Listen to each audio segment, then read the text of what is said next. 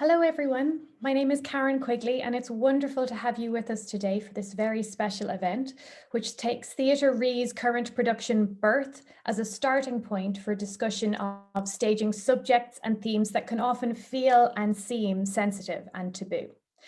However, before we get stuck into all that, I'd like our participants to introduce themselves and let us know in what capacity they worked on the production. So we'll start with Eglo. Thank you, Karen. My name is Eglo. I'm an associate artist with Theatre Re, and I am one of the devisers from the process, and I also play Emily. Thank you. And Leanne? Thank you, Karen. Hello, everybody. I'm Leanne Turner. I'm the CEO and founder of the charity Aching Arms, and I've worked with Theatre Re around advising, really, and giving the perspective of bereaved parents to inform their performances. Yeah, you'll learn more about what I've been doing, I suppose, throughout the discussion, but that's the basics of it. Thanks, Leanne. And Joe? Hello there. My name's Josephine, and I been working with the production as an external advisor. I run a company called Anyone Everyone, which uses drama therapy style workshops to work with people on various aspects of their life. But I've also been working in specific projects to do with pregnancy and pregnancy loss as well. So I came on board as an external advisor, but I also work as a production manager and stage manager for the show. Thanks, Joe. And Guillaume. Hello, everyone, and thank you, Karen, for hosting this discussion. So I'm Guillaume Piget. I'm the artistic director of Theatre Re, and I directed Birth. Thank you. Thank you, everyone. Brilliant to have you with us. And hello, everyone who's listening. So just a couple of words about the structure of today's event and a bit of housekeeping. I'm going to give a very brief introduction, and then there are a few topics and questions we're going to talk through before we open it up for any questions or thoughts from our lovely audience on YouTube, if there's time to do that. In terms of how you can ask questions, lovely audience, if you're watching along with us live, please feel free to pop your questions in the comments on YouTube as we go, and we'll try our very best to get to some of them later in the session. I also wanted to say that I'm sure it's very clear by now, and even more so if you've seen Birth, but our conversation will definitely cover topics and themes related to pregnancy and baby loss. And part of our context for the timing of today's event is that this week is Baby Loss Awareness Week. So for anyone who needs support after the event today at a time that's right for you, I'd like to remind you that support is available through the Aching Arms website. So that's achingarms.co.uk. And I'll repeat all the relevant information at the end of our conversation too. So, a very short introduction. Birth, for those of you who were lucky enough to see it, premiered in 2019. In 2020, the team here intended to continue their tour of the show and their ongoing collaboration with Aching Arms to raise awareness of the impact of pregnancy and baby loss and to bring some comfort to bereaved parents and their families. They plan to organise various free events around each performance date. So that was 20 performances around 13 UK cities in partnerships with Aching Arms volunteers, its associated network, Baby Loss Awareness Alliance, and NHS maternity health professionals. Now, unfortunately, due to the current situation, all the tour dates have been postponed to 2021.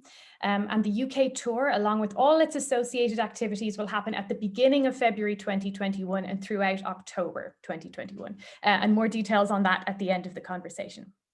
So even though it's a real shame not to be on the road at the moment, Theatre Re are still very keen to do something to support Aching Arms and to continue conversations around the show, the company, and so we arrive here tonight.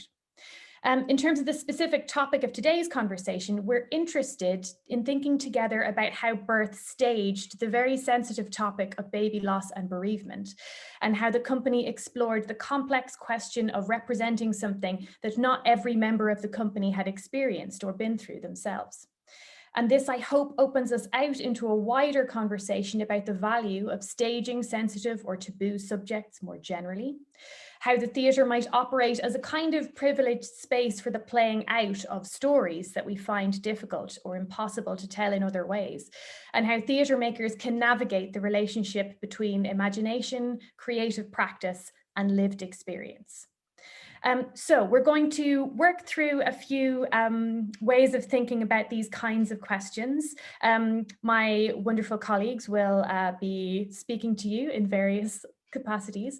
And I suppose the first question that I had around all of this was whether you could talk to us a bit about your decision to explore this particular subject of birth and death and intergenerational family, and the choice you made to work with organizations like Aching Arms as part of your practice in making this show, because I find it a really interesting coming together of people as much as subject matter. So I guess it's kind of a question for all of you, but whoever would like to start. Yeah, Guillaume, go ahead. Thank you so much, Karen. I think it's a really good way to start the discussion. Like, you know, how on earth did we get there? And I think it's about going back to the very early stages of the development process. The first thing that we started to do as a company was to look at everyone, you know, family tree.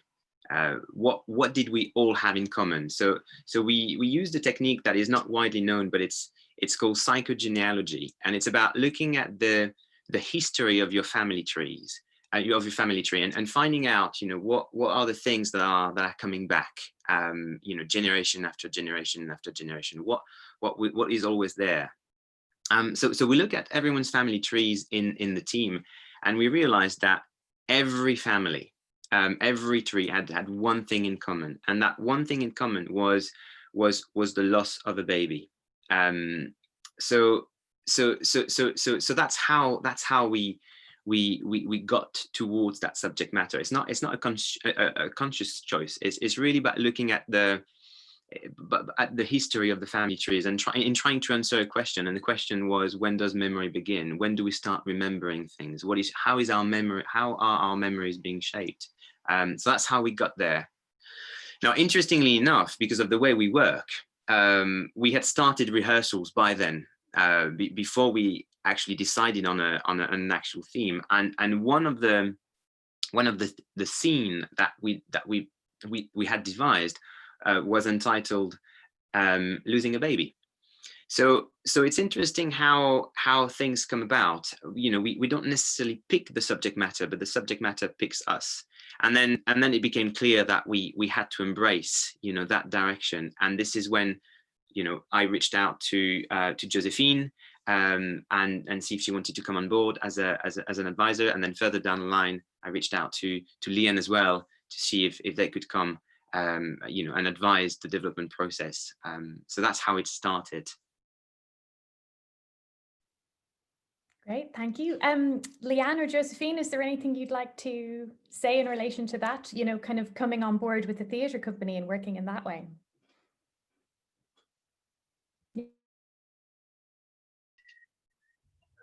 Yeah, my background is education, so I was a teacher for many years, and I had a short part of my teaching career where I was a drama teacher, and it was a dream. I'd always wanted to be a drama teacher, and I finally got the opportunity. And I learned from some really experienced drama teachers. So teaching theatre in education was always important to me. And when I got this email completely out of the blue, asking, you know, is there a way they could collaborate or advise or support? I was straight away, yes, I'd absolutely love to do that, because I do, although I'm not a performer myself, apart from, you know, my drama lessons, I know how powerful it is to perform and to either become that character, to explore your feelings through a character, or be totally step out of your normal life and become something different. So I just thought, with Aching Arms and the feelings and the passions and the emotions that you feel after the loss of a baby, I was really taken with this, and I thought, actually, this is an opportunity for me to sort of try and see a little bit of my tiny little drama background to help advise, and my lived experience be something that could be learnt from by those outside of my charity, because obviously within Aching Arms, predominantly all of our volunteers are bereaved parents themselves. But this was an opportunity to step out, reach out to an audience beyond the baby loss community. But it had to be done well, and it needs to be done respectfully. And I thought this is my opportunity to speak up, and I had the capacity to go and do that and say, this was my lived experience, and this is the lived experience of so many families that I've worked with, and to meet and just share that, and to help the performers shape their experience. It was a departure definitely for me, but the root of it was my interest in theatre and performance. Thanks, Leanne. That cuts right to the heart of what we're talking about here. I think that's, yeah, absolutely gorgeous. Josephine, was there anything you wanted to add to that? Yeah, I guess I would just have to say that for me it was so interesting to be asked to be coming on board, coming from where myself and my partner Lisa, who run Anyone Everyone together, were looking at using drama as a therapeutical tool for people to explore their experiences, and being able to merge that process with the next step, which is, you know, the witnessing aspect of that kind of work, which quite a lot of the time actually we don't do performances in some of the work that we do. A lot of it's just happening in the space in that moment. And so to be able to explore that kind of connection and how the two ways of working can come together was really, really interesting. What we actually ended up doing at the beginning was teaching a couple of workshops in a drama therapy style with the actors and the makers, to kind of help immerse them into the ways of thinking and the ways of practicing that might have been used to work with people through their kind of emotional journeys, I guess. So that was interesting. And I think it's so important to talk about the stories that we live, and to recognize the effect that we have on our world, you know, as part of recognizing that you're human, you know, and that you're part of that the world isn't just happening around you, is being recognized and being heard and being represented. So, you know, these are all things that are really important to me, and similarly to Leanne, you know, I have an experience myself as well. So it was, the subject matter was close to me, and actually it was still kind of evolving into that when I got on board. So it was really exciting to see that those developments happen during my time as being part of it. So. Thank you. Yeah, I think it's such an important thing to think through, this question you bring up of witnessing, and kind of what has been carried and remembered in the body, and how this is something that is becoming then part of the practice of making a show. And I suppose this is kind of towards Guillaume and Eglo, but for those of us who followed your work for a number of years, it's clear that Theatre Re is extremely committed to corporeal mime and telling stories in and through the body. So I was wondering if, kind of building on the previous question, whether you could talk to us a little bit about the body-based practices that you explore through your work, and then thinking into and imagining through the body the very physical, corporeal, visceral work of pregnancy and childbirth and bereavement, and, you know, the kind of relationship between those two. Because, you know, now, as the four of you described, the team is together. We have these, you know, wonderful and important voices coming together. And then we bring the body into it in order to move towards the processes of making. So I'd be really interested to tease that out a bit. Yeah, Eglo, go ahead. Yeah, I think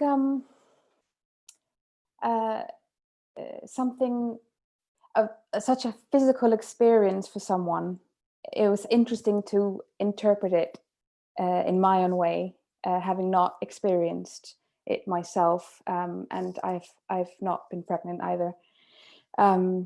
So yeah, such a physical experience for someone, and having to channel that through through my own body. I remember very well the rehearsal that something came together for me. We were playing with a sort of a styrofoam, a half sort of a curve styrofoam that I was wearing under my dress, and it was as if something, even though I've never been pregnant, it was just something that it just clicked for some reason. It just resonated with me, that sensation of having that weight, and then having the opportunity to learn about the experiences and listening to people's stories. I think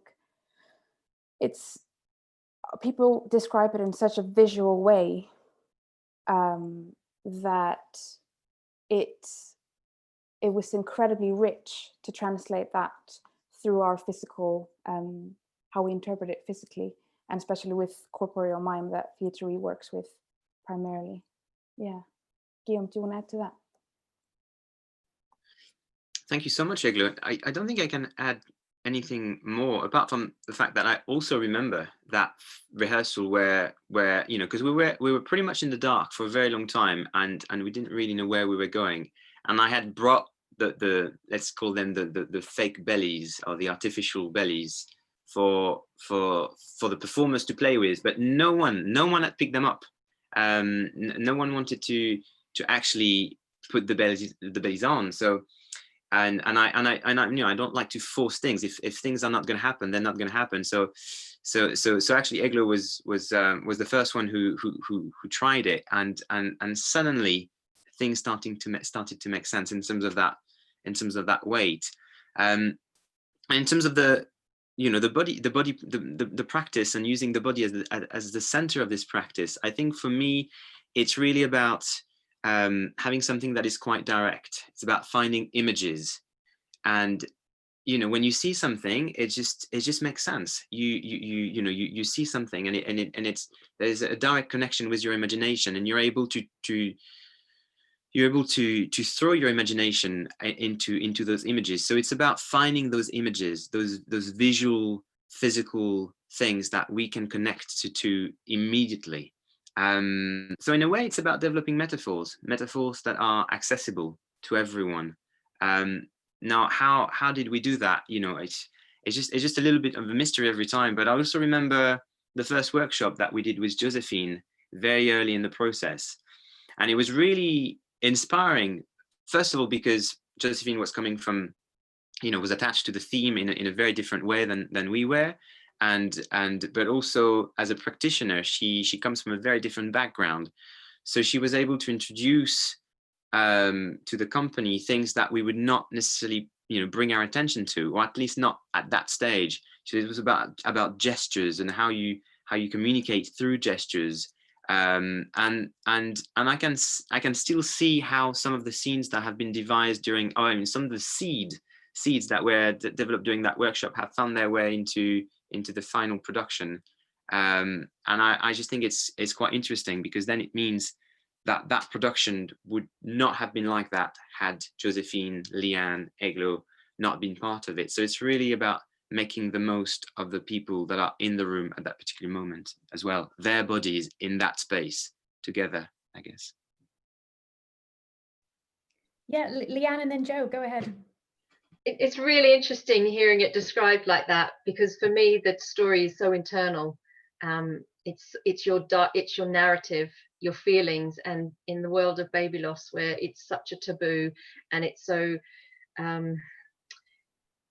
challenging, it's confronting, it's not encouraged to come out and express what your grief. It's hidden.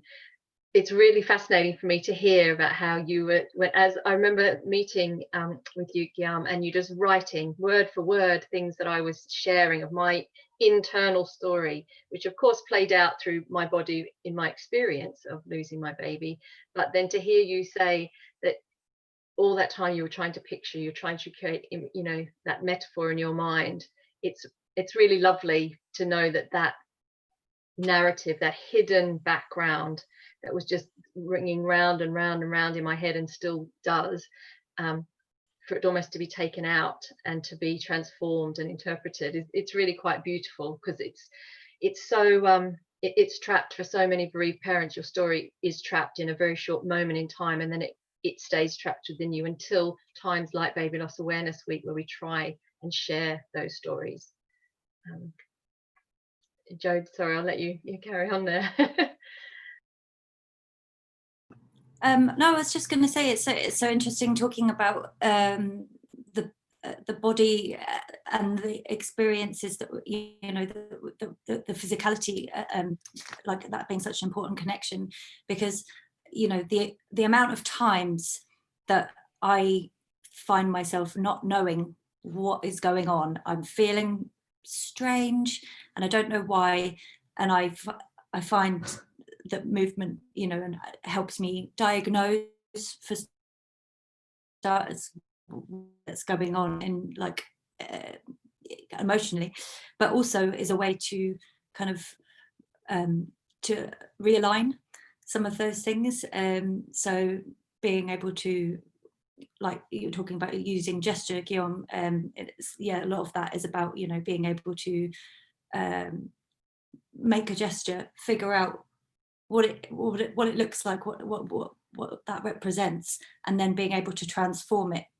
And it's so interesting, yeah, that kind of really plays into how things can present to us when we see somebody move physically, how we can embody those, how it must feel to be in those shapes, and therefore understand a journey or feel a journey in a different way as a result of being able to kind of, yeah, have a sense of what that must feel like to be in those kind of shapes and those movements and sequences. Absolutely. This is so beautiful, this kind of coming together of the relationship between story and body. And, you know, what Leanne says, I think that's such a powerful image of, you know, something being taken out of, if you like, you know, or like coming from your head or your mind, your body, your experience, and being kind of translated by the group. I wanted, now that you've brought up the kind of question of particular images in the show, I wanted to ask about one of those in particular, because I think objects are really interesting in terms of how they can help us to stage difficult images or stories, or things that feel sensitive or difficult to say. So spoiler alert for those of you on YouTube, but towards the end of birth, the three women, three generations of the same family, each carry a pair of tiny shoes. And I think they, at least two of the performers, you will correct me, take them out of their pockets of their dresses and return them to the pockets of those dresses. So they kind of stay safe and close to the body, which, you know, the kind of movement of the shoes felt significant and poignant, as well as the shoes themselves. So I was wondering if really all four of you, whoever would like to start, could talk about those shoes as perhaps objects that allowed you to clearly and simply and directly stage something that can be very difficult to talk about, or very difficult to watch, depending on how that story is told. Yeah, Guillaume. It's yeah, it's really interesting, the story of these shoes. And actually the story of objects within the work. We work a lot with object because it gives us something to do. We've got something to, you know, especially at the beginning when we don't know where we're doing, at least we've got an object to hang on to and to find, you know, things that the object could tell without us having to do anything, basically. So in one of the first rehearsal sort of periods, I ask every performer to bring objects, and Andres, who is playing one of the characters, had brought shoes.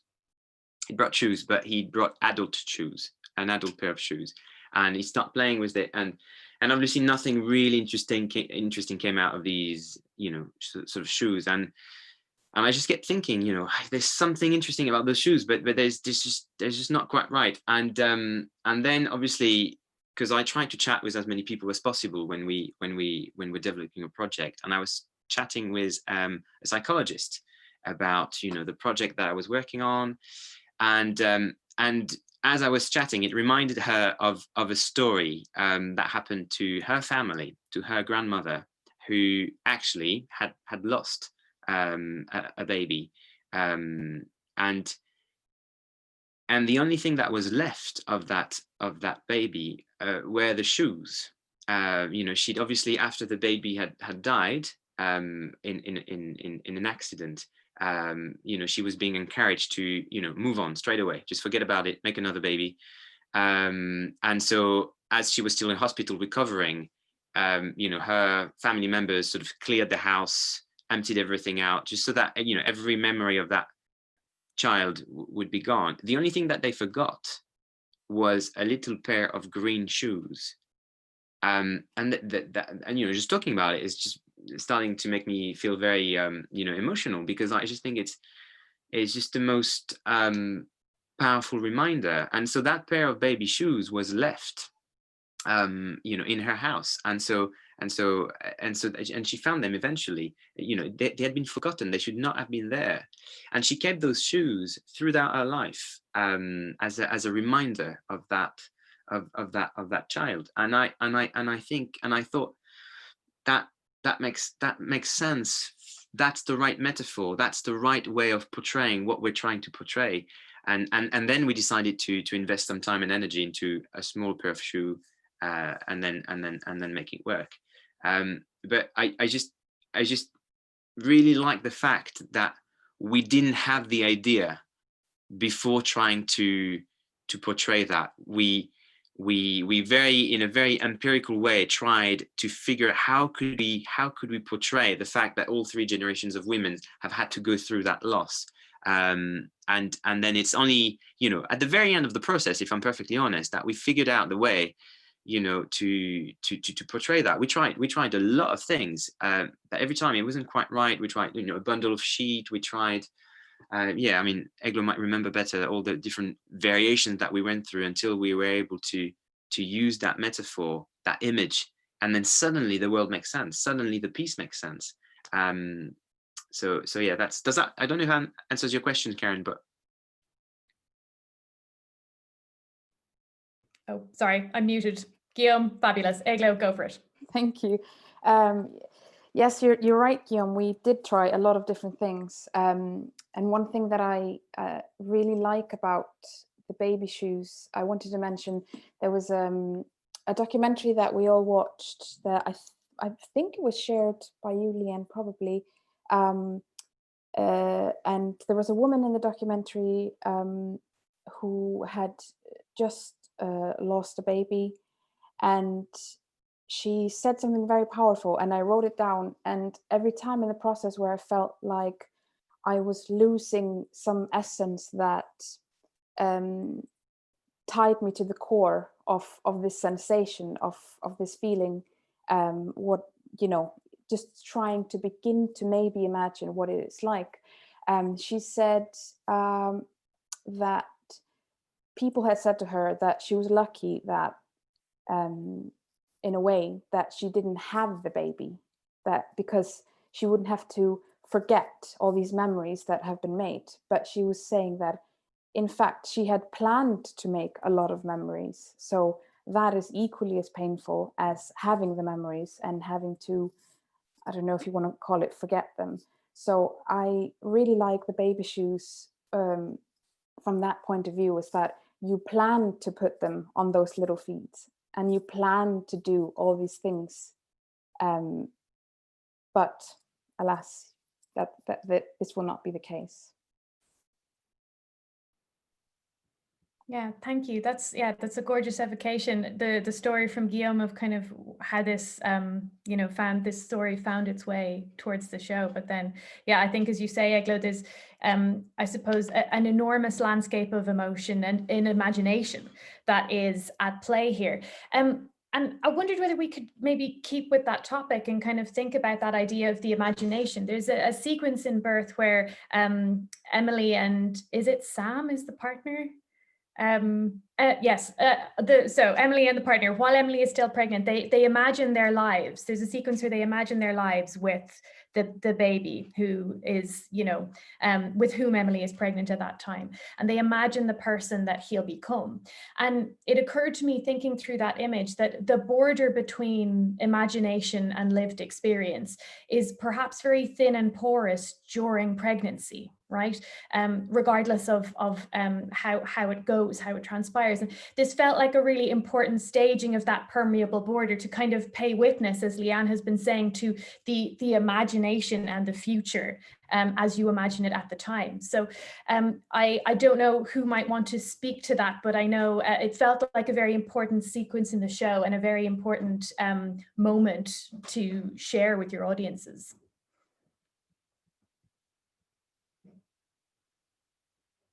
Yeah, Guillaume? Yeah, I'll go again, but please interrupt me if someone wants to jump in. So that sequence is called Father and Son, and strangely enough, it's one of the first sequence that we devised, and it was nearly finished in like a week.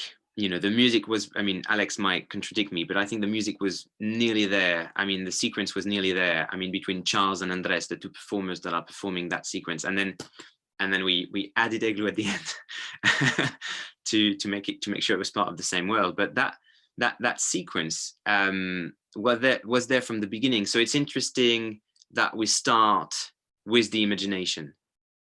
That because at that stage we had no idea what we were going to go into. So we started as a company, we started with the imagination, and it's only at the end of the process that we attach that imagination to not a lived experience, but to some grounding, to something that actually is happening, is real.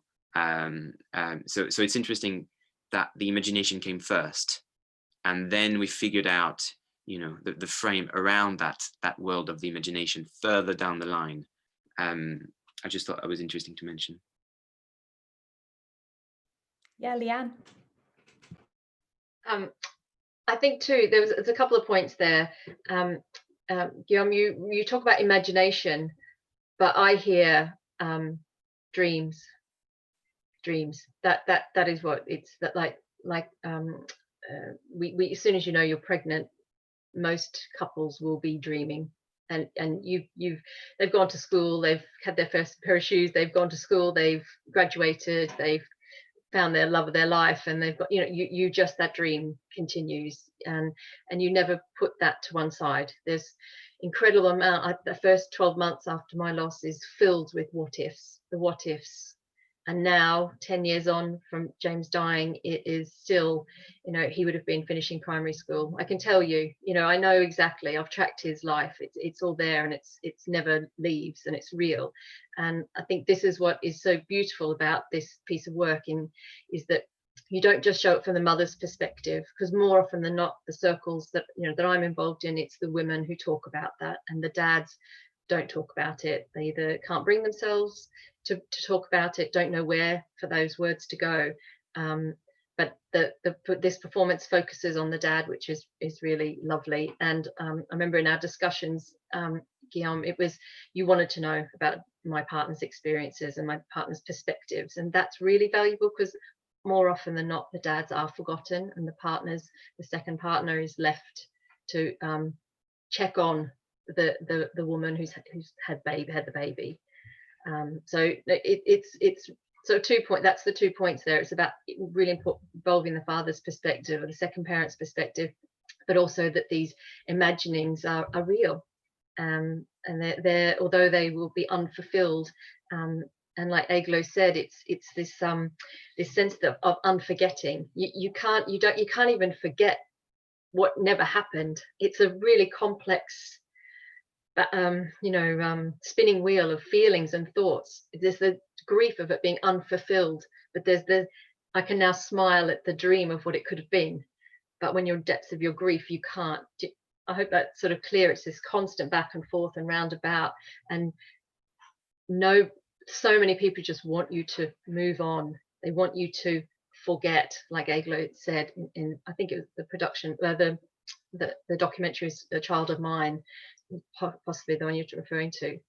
So yeah, just my thinkings there. Thank you, Leanne. We'll just go back to Guillaume. Go ahead.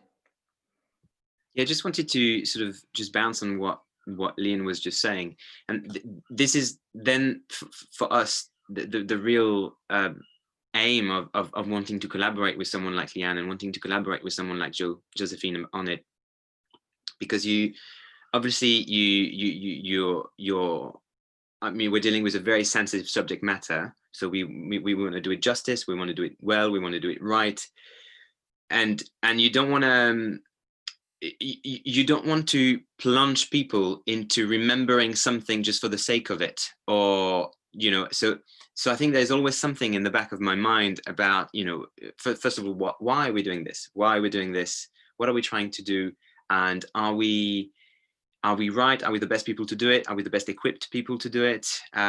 So all these questions are constantly in the back of my mind when we work on a production, especially when we're talking about these very, very difficult subject matters.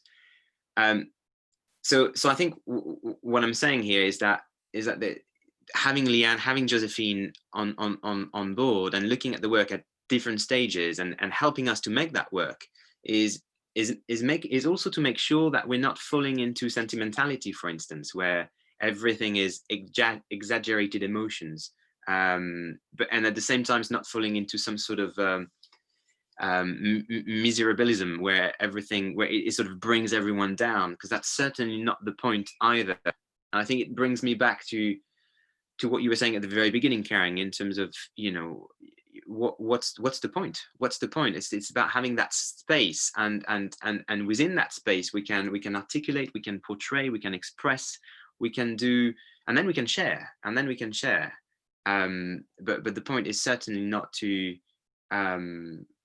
bring people down. Quite the opposite is to enable, is to give a space, so yeah, just thought I'd say that in response. Just briefly, I think for those of my volunteers who were due to, who signed up to go to the performances, I was really careful with who we chose, and there were long-term volunteers, because in a sense, you may not, I don't know what your feelings are, Guillaume, but for me, this performance isn't for bereaved parents. It's for those outside of that bereavement, to try and bring them some understanding of the bereaved parents and bereaved family. Although there'll be, so I suppose it comes with trigger warnings and warnings for bereaved parents. And we were very careful when I was supporting Hannah and Guillaume with who do we reach, the audiences you reach. It's trying to reach health professionals and midwives and people outside who, they have experience of supporting couples and caring for couples through bereavement, but then seeing what happens when they go home and seeing how they cope, in the years that pass and as the generations come down. So it's just being aware that like you said, it was not to sensationalize or to dramatize or just to do it. It's not just for the bereaved parents, I suppose is what I'm trying to say. Yeah, Eglo? Yeah, I just wanted to sort of echo what Leanne was saying about who it's for and kind of why it's for them. And I agree that because I am an outsider, so to speak, that it's, from my personal point of view, my personal experience with the project, I think it's an extremely unique way of learning about something. I didn't just watch a documentary and sort of looked at it and said, wow, that must be really hard, and then turned my TV off and thought about something else. It's getting to approach the subject in all these different through all these different mediums and speak to all these different people, and getting to sort of almost wear the coat for an hour or so. And it's a privilege to be allowed to possibly have some sort of an understanding from that channel. And I think coming to see a show and coming to a show that's talking about something quite difficult that a lot of people don't talk about. It's a very, again, unique way of learning about something and not just picking up the newspaper and looking at statistics. Thank you all so much. Again, this is exactly, you know, the kinds of themes we've been talking about over the past hour, this kind of relationship between, as you put it, Eglo, putting on the coat of the experience of someone, if that's not a lived experience you've had yourself. And I think what the three of you have been saying as well about the kind of bringing this production to a wider audience, and also thinking through how to tell these stories in a way that isn't sensationalizing, or as you put it, Guillaume, miserabilizing, which I love, I'm keeping that. And that, I felt like a really key moment of that was the relationship that Eglo had with the styrofoam curve, as you put it, where you stuck your tongue out at it, right? There was this kind of playful relationship with you know, the baby that was to come, and I thought that was a really interesting distillation of exactly what we've just been saying. Guillaume, go ahead. Just to talk about on that moment, the sticking out tongue moment. It's one of the examples of what I was saying earlier, something that we've discovered like 8 months before we opened in one of Josephine's workshop. So it's interesting how these, you know, these seeds that Josephine has been planting, you know, at the very beginning of the process, somehow find their way only at the end when we've got it all, and then that's it. That's what will conclude that moment. I just wanted to make the reference just to show that it's really complex how these things come together, but it's as if we were accumulating things through that, and then when we're ready, they come out, that we channel them. So yeah, just thought I'd mention that. Yeah, thank you. Fabulous. I love the details of this. This is, you know, the joy of hosting something like this. Joe, did you want to say something else about?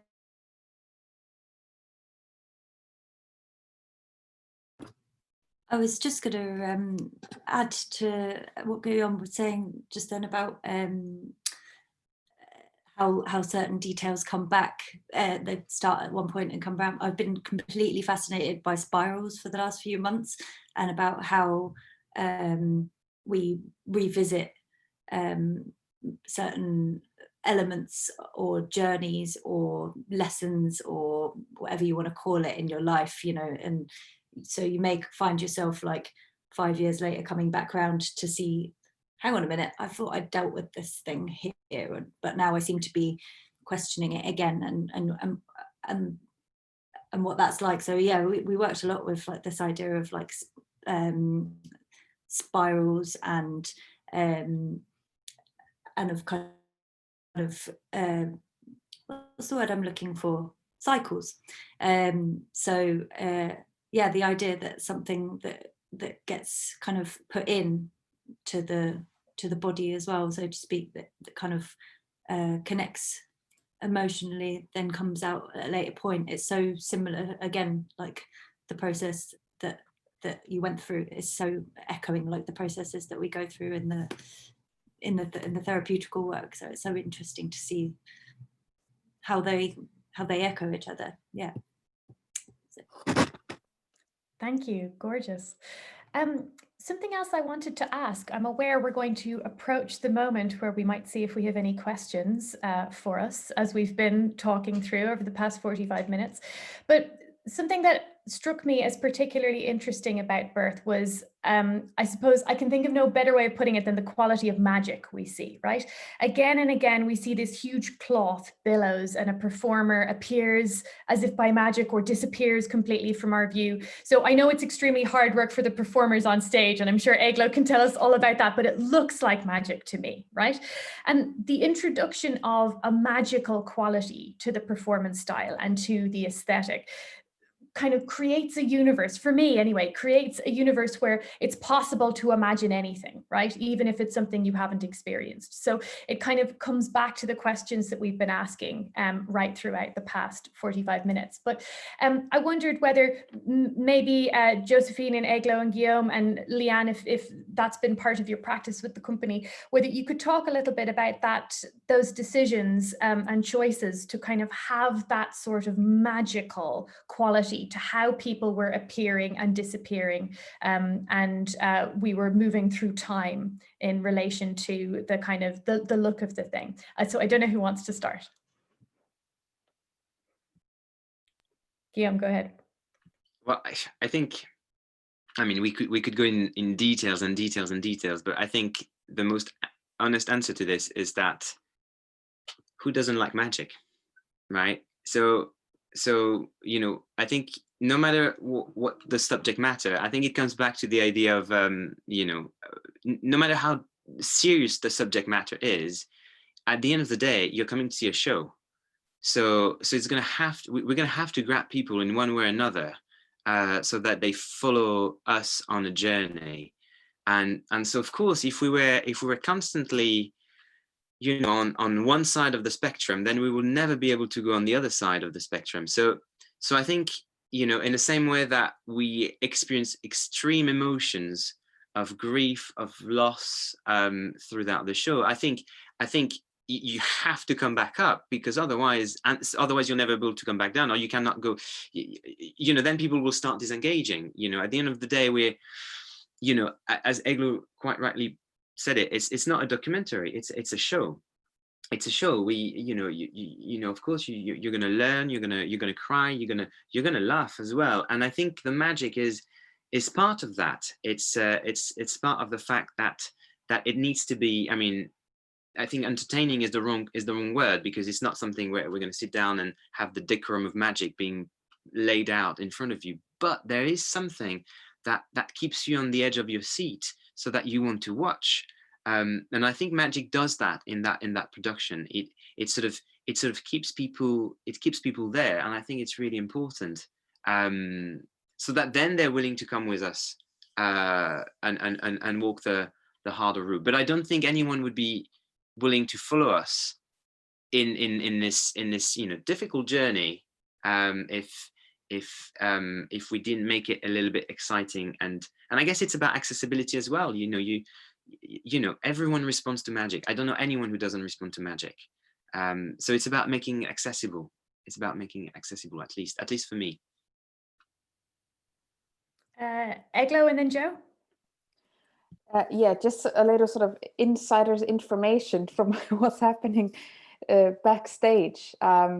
I think this show, especially for me, has been a great challenge in sort of the gymnast that lives within me had to do, from standing in the wing, and I've just exited from a very sort of lightweight scene, but I have to wait for the sheet to fly twice over, and then I'll get the thumbs up from one of the guys on stage, and then everything that needs to happen in about 5 seconds for me to be able to arrive in bed fast asleep.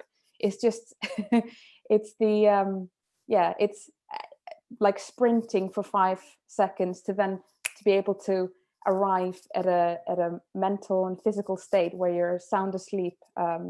It's incredibly difficult, but it's also very exciting, and it's what makes each show, it's dangerous, and it's what keeps the adrenaline going, and you know, you get addicted to that.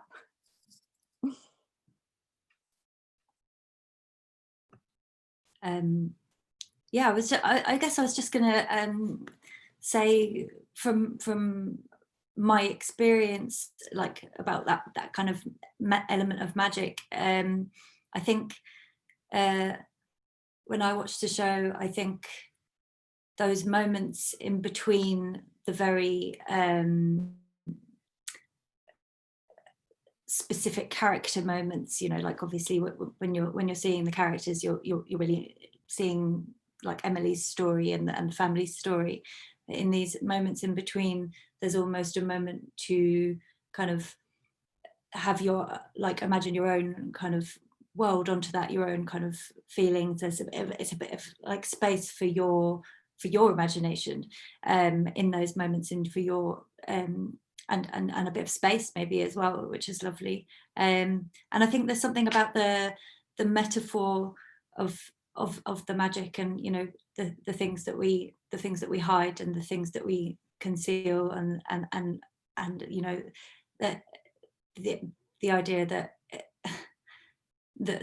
suddenly, you know, you're kind of like, everything's better, and I'm suddenly all happy again, or like behind the sheet, that's where I'm allowed to be sad, but in front of the sheet, you know, that's where I have to get on. Yeah, so I really love that metaphor of the kind of the world underneath the world, you know, especially when there's this beautiful undulating waves, and there's, you know, there's kind of, yeah, the world underneath the world. That's, I think I'll leave it there. Yeah, Leanne? I completely agree, Joe. And I wasn't involved in the production. So when I saw it, and I've just seen it the one time in London, and I believe it's changed since, I was utterly mesmerized. I'd not seen a performance like this before. And I knew the subject matter. So I was going in as an informed member of the audience. But I think, had I not known that there was the element of baby loss, it would have been even more powerful in a way, because I was waiting with my bereaved fears.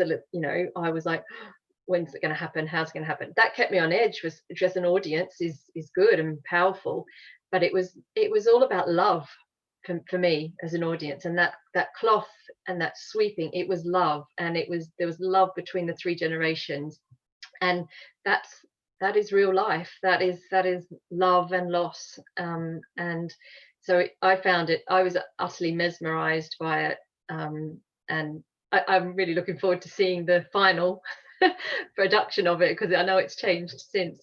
But I think that's important to remember, that you're going in as not without that context of baby loss. It would be a different experience for anybody bringing any, you know, we all bring our baggage to everything that we look at and watch. So for me, I was just utterly mesmerized by the crafting of it, the music of it, the performance of it. And then, yeah, it was very moving. And to then hear people in the audience at the Q&A afterwards, and how they'd been moved in different ways, was very powerful as well for me. Having that little bit of involvement in the sort of pre-production work, that was really powerful to hear their perspective, their viewpoints.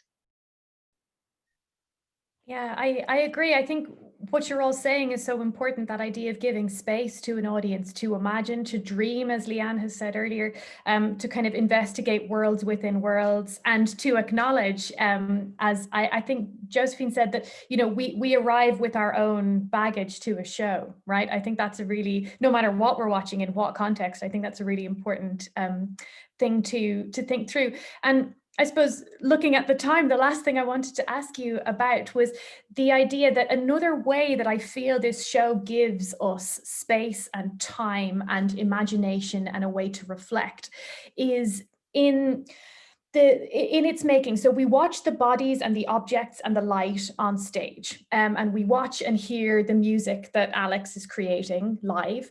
And what I'm also interested in is the fact that the performers are talking their way through the scenes. To me, as an audience member, talking their way through the scenes in character. And we hear tiny snatches of this. So we might hear a name or a stray comment, but the dialogue isn't the focus. And for me, that opens up an enormous amount of space for an audience to imagine their own stories, right? And to think through their own responses to that, whether you have been maybe a fraction of one of those characters in one of those situations at one time or another, or none of them, or all of them, or everything in between. So it felt like you kind of give us a huge amount of agency and ownership, and allow us to fill in our own stories there in the way that we kind of are hearing and not hearing, this dialogue, not dialogue. So I wondered whether any of you had anything to say about that, either from the perspective of the makers, or Leanne, having watched the piece. There might be different reflections from different people. Yeah. Yeah, I mean, I think what you're describing is the ideal scenario. that, we're not spoon feeding anyone. For those of you who are not familiar with the work of the company, the work is wordless. You can't hear the words in most of our productions, but it doesn't mean that there are actually no words. So I'm just backtracking on what I've just said. You just can't hear what's being said. And I think the aim is it's as if you were the audience had to climb a wall, and we're not carrying the audience all the way up to the top. We're actually just providing grips, and then the audience are climbing up their own wall. So it sort of ties in with what Josephine was saying as well. Everyone sort of comes in with a different baggage, so everyone is going to climb a different wall. But ideally everyone is able to climb. There's enough grips for everyone to sort of latch onto.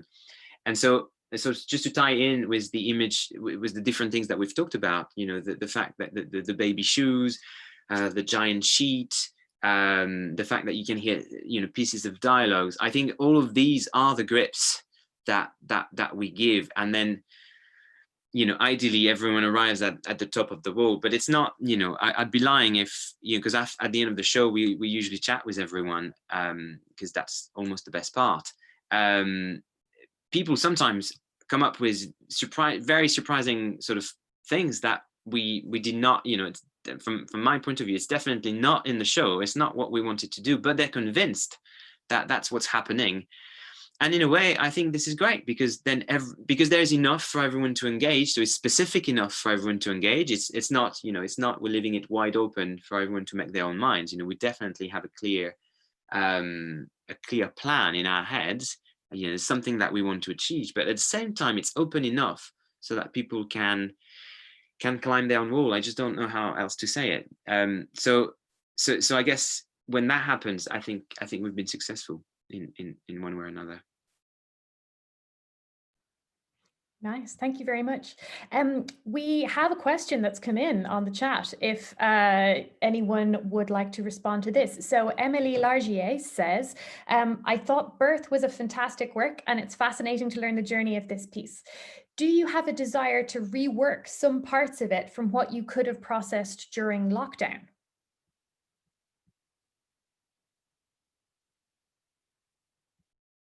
Yeah, Guillaume, go ahead. I think it's interesting, this idea of wanting to rework a piece of theatre. I think it's fair to say that even though our pieces are finished, once we open, they're finished. If they're constantly alive, they have to keep changing. If we sort of freeze them in one place or another, then they just die. So these, I mean, I'm talking about our work because that's what I know best. But I think, to be fair, I think it's the same thing for every good live theatre. It has to change. The moment it stops changing, and even if it's in the most minute details, it has to change in order to stay alive, because we change all the time, we respond all the time, we're constantly changing. So the moment you stop changing, I think there's a problem. So I think our work is constantly changing, and that's why Leanne was probably saying earlier that it's changed quite a lot, because it has. It really has. It really has changed a lot. The performers are making it their own a bit more all the time, and then once it's their own, obviously, in order for it to carry on, it has to change. It has to keep meaning something different, because otherwise, they're changing, so that it needs to keep adapting to who they are as human beings. So it is going to change. It's constantly going to change. Now, whether or not we're going to rework it, building on lockdown, I don't think so. I mean, even though we're touching on some themes that have been really, important for people during lockdown, and I know that, Baby Loss Awareness Week has done a lot of work around that. So maybe I'll let Leanne talk a little bit about that. The show is not suddenly going to become a piece about isolation. I think it's definitely a piece about something else. But because people will have changed within it, it will have its resonance into the work. Yeah. Leanne, go ahead. I think potentially you could interpret it that there's already an isolation. The three generations have their own internal isolations and the secrets. So in a way you could interpret it already because bereavement for so many years and generations above mine, women were very isolated and told to go away and have another baby, and there weren't the befriending groups, there weren't the helplines, there wasn't the network of support. So I think the efforts to have this conversation today, where the theme of this Baby Loss Awareness Week is isolation, and that women and their partners are really struggling with bereavement through this time, where dads and partners are not allowed to be in scans and health checks and until active labor. There's a lot of pain and a lot of isolation that women and their partners have been experiencing through lockdown with pregnancy and anxiety. And in a way, although this is not the production changing, but this is how you're addressing those issues. And I think the performance, in a way, what I've seen, the performance I saw, I think it is tackling. You're trying to tackle isolation by opening a topic that for generations has been owned in your own mind, and people told to hide it. It's a taboo. Don't talk about it. It'll upset other people. But we're not willing to sit back now and accept that. And this discussion is doing exactly that. We're trying to challenge that all the time, not just the taboo through your subject, to the subject matter, but through finding a way around the lockdown and the fact you can't perform this and get the message out. We're still getting this message out. So maybe we could think of it that way. And I love Josephine's reference to the spirals, because that's exactly what this is and what we all go through, those who are bereaved. Yeah. Thank you so much, Leanne. That feels like an absolutely perfect place to pause after a really rich hour and a really important, I suppose, companion piece to birth for those of you who have seen it, or I hope an exciting invitation for those of you who haven't seen it yet. So before I thank all our wonderful contributors for their work over the past hour, I just have a few last things to say. Firstly, Birth will be touring in the UK and internationally in autumn 2021 in partnership with Aching Arms. And more details of the tour will be announced in spring 2021. So keep an eye on Theatre Re's social media, go on the website, sign up for the newsletter, all of these things. And then once again, if anyone would like or needs support after the conversation today, please visit achingarms.co.uk, where you can find a range of contact details for people who can support you. And Leanne has also asked me to mention that as this week is Baby Loss Awareness Week, there's a global wave of light, which is a beautiful description, happening this Thursday at 7 p.m. in your time zone. So wherever you are, simply light a candle at 7 p.m. local time in commemoration of the babies who have been lost and in support of those who have lost them. And finally, I think Joe would like to say something about the creative task that has been shared alongside today's events. So Joe? Oh, I think you're— Let's unmute first. So alongside the discussion, I've been running a journaling after pregnancy loss project, which is based on a piece of writing I did during my recovery, or at the beginning of my lifelong journey through that. Yeah, I've made a website as a result of that. You can find it on the links on either my Instagram or via the Theatre website as well.